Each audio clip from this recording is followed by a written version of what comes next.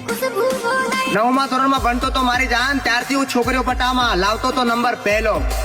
તાર તો તું મને એમ કહેતી ને કે તું જ છે મારો લવર, છેલ્લો અને પહેલો. ભલે તે મને ગણી લીધો ગાંડો અને ગેલો, અને ખોટું બોલવામાં તો તારો નંબર આવે હો બકા, પહેલો. એ તો પહેલી વાર મળવા આવે ને તો જ ખબર પડી ગયેલી મારી જાન કે તારો ભોસડો પહેલાથી જ હતો ઢીલો ઢીલો. હું બોલે તારી તો માને લંડે ગાલું.